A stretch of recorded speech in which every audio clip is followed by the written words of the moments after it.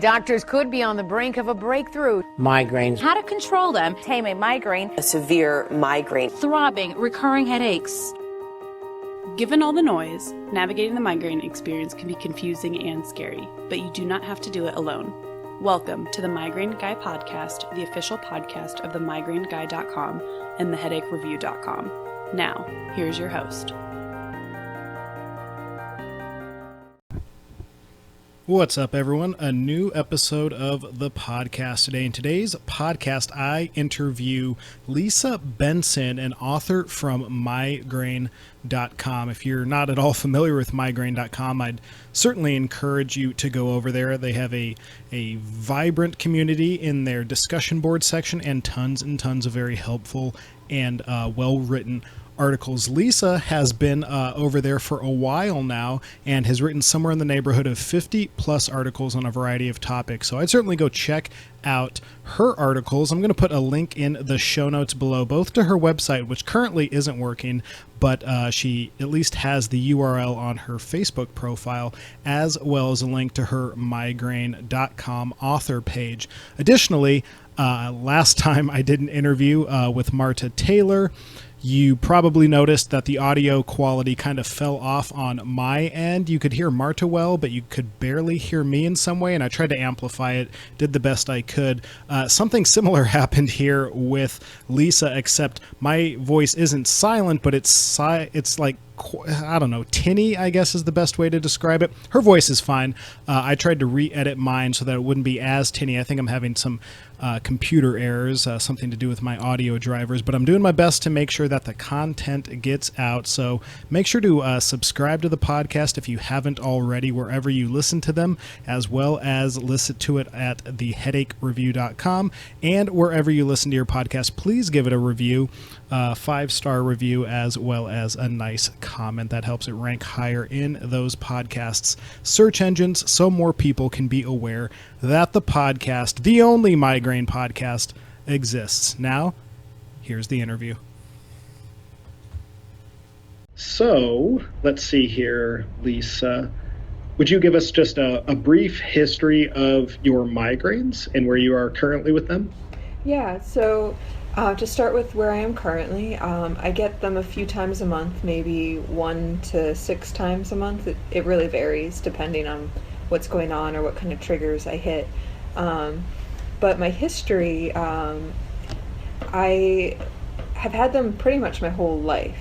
When I was a little kid, I had neck aches a lot, and we never really knew what was going on there. And then as I got a little bit older, I would get headaches, which then progressed to be more migrainous, I guess is the term, during high school, college, and then after, in my early 20s. But I just thought I had, your run-of-the-mill headaches. I didn't understand some of my symptoms, but they seemed almost too weird to mention, like, for example, food cravings. It's like, well, what do I even make of some, weird symptom like that? And I had trouble remembering what the pain felt like when it was over, so I would go to the doctor and be like, oh yeah, I get headaches, if they'd ask. I wouldn't even think to mention it, because everyone gets headaches. Mm-hmm. And I would just continuously not get diagnosed. I finally had a doctor when I was in my late 20s who said, I want you to take note of your symptoms and come back in a month and I'll talk to you about your headaches. And so at that, I actually had to sit down and note what my symptoms were. And I go to the appointment and I explain, it's a one-sided throbbing headache, sensitivity to light, food cravings, sensitivity to sound. It's a classic migraine, but now I'm finally describing it in a way that a doctor can diagnose it. Simply because she told me to take note, and so we can talk about it. So she diagnosed me with migraine. That was in late 2011, and gave me a prescription for sumatriptan. I didn't quite understand the warning signs for my migraines at that time, and wasn't sure exactly when to take it, or like how to distinguish, well, is this just a normal headache or a migraine? And so I had a little trouble trying to treat them. And a couple weeks later, I'd had a bad headache due to a cold. And it was late December. I was in grad school in New York, but I'd gone back to Massachusetts to visit my family with my husband and to visit my parents for Christmas. And I'd had a cold, I'd had a bad headache. Christmas Eve, it turns, much worse. And I do finally take a triptan, but I'm kind of shy to take like the second dose that you're supposed to take. Right. And, I'm very new to this. And then Christmas morning, I woke up with the worst migraine of my life. Probably still to this day, that was the worst I've ever had. And that migraine lasted about a week, with a lot of different symptoms that I'd never experienced before, such as vertigo, extreme brain fog, even like mood swings, confusion. I missed Christmas Day pretty much, and missed a lot of things that week. And then it kind of subsided for a little bit, and then for a couple days, and then all of a sudden the migraines kept coming back day after day after day. So that was January 2012 when I was finally back in New York, and I went to see my primary. Well, I had catastrophic insurance, so it only covered like one preventive visit a year. So we found out when I was back at that appointment that, oh, actually I'm not supposed to be here. She can't treat me. So at that point, I'm like, all right, I gotta try to figure this one out. She did call a neurologist in her department that day and like got me on a prescription for nortriptyline, which is similar to amitriptyline. And they chose that one because it's cheap, so you can buy it without insurance. So I filled that and refilled the sumatriptan, which was way more expensive. Like $300. Well, I was lucky because the pharmacy I went to was private run at the time. The pharmacist was amazing, and she set her own prices, so it was $50 for the 9 pills, which I thought was crazy until I tried to refill it in Massachusetts. During that week-long migraine, and that was going to be like way more. And then my mom like let me use her AAA card, and we got the price down a little bit, but it was still like $130 or something. Yeah. So I think I filled half the prescription instead. It was crazy, and I was a student, so it's not like I was rolling in the money. But anyway, so long story short, I'm without a doctor and without a treatment plan. So, but the good thing was I was in New York City, which, the ratio between people and headache specialists is pretty favorable compared to other parts of the country. So I did a lot of Googling, and I found out that, okay, the type of doctor I'm supposed to see is a headache specialist, usually a neurologist who's a headache specialist. And I found some websites that had resources to look them up. I literally called everyone in Manhattan and a few in Queens, and I actually lucked out. I found one that was 2 blocks away from the school I was going to, took out-of-pocket patients, and was cheaper than the rest, which might sound like a red flag, but it still wasn't that cheap, Yeah, right. Instead of $800, it was like $250 for the first appointment. Yeah, I forget the exact prices, but yeah. And since I basically was unable to attend school, I had 1 semester left. I was like, I got to figure this out. You're nodding. I know you understand. So I made an appointment later that month to see him, and he brought me on, or we did the whole gamut of try this thing, try that thing, blah blah blah. About 6 months later, I was approved for Botox, so I started trying Botox. And some of the medications I did try with him didn't help. Some, like some abortives were helpful, but like the preventives weren't really helpful. I'm trying to remember the specifics at this point, but but anyway. At one point, I told him, like, let's stop changing things because of grad school, because he had upped the dose in the nortriptyline that I was taking, and I lost a 3-day weekend just because of that dosage adjustment. And, like, I was supposed to be doing work that weekend, at school. Yeah. So I'm like, I can't do this anymore. We just need to keep things steady. So after I graduated, barely, I I was able to try Botox and try some other medications, gabapentin being one of them, and those over time started to decrease my level of frequency and severity. And so that was in 2012. By, I'd say, 2013 to 2014, it's hard to know exactly when I converted back to being episodic, but somewhere in that time, it's definitely episodic again, more frequent, and then, the frequency kept going down. And in I think around 2015 or so, I started going off medication. I'm now a little bit blurry on exact years and dates, but at this point now, in 2017, I'm not taking any preventives. I have preventive measures such as chiropractic appointments, and because my neck is a huge trigger, and also my Theraspex glasses that you see I'm wearing, and regular sleep schedules.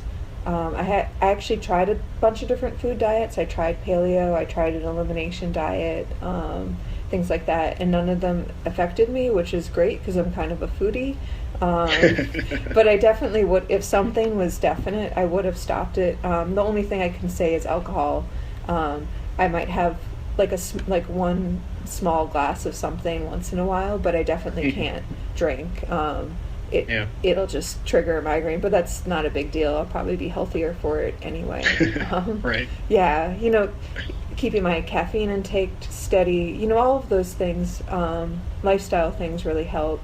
And then I find, I'd say a 50% chance of relief with an abortive. So like Maxalt is what I take now. And I also have Cambia. It's a anti-inflammatory. And that actually, even though no other over-the-counter anti-inflammatories have ever helped, I don't know if it's placebo or what, but the Cambia really helps if the Maxalt hasn't killed it. The Cambia will take it down another couple notches, which can make a huge difference. So yeah, that's my general migraine story, from a top-down perspective. Yeah, right. Cool. And then, so how did you get involved with migraine.com, become a contributor there? And then second side question, do you have basic themes that you typically write about, or do you kind of cover a spectrum for people who aren't familiar with you as an author? Okay. I'll start with the first half. So back in 2012, when I was really, affected by them daily migraines, I actually went on Face Group, yeah. Face Group. It's a new one. Yeah, watch out for it. Let's make it. I went on Facebook and found a migraine support group. It was called Chronic Migraine Awareness. They're still around and they're now a nonprofit. I joined back when the group was very small, so it was kind of nice because you knew everyone in the group. And I also found a Facebook page called Migraine Action Coalition. It's still up there, floating in the internets, but nothing's being done for it. But long story short, I joined my friend Steve, who ran the page, and I helped run that page.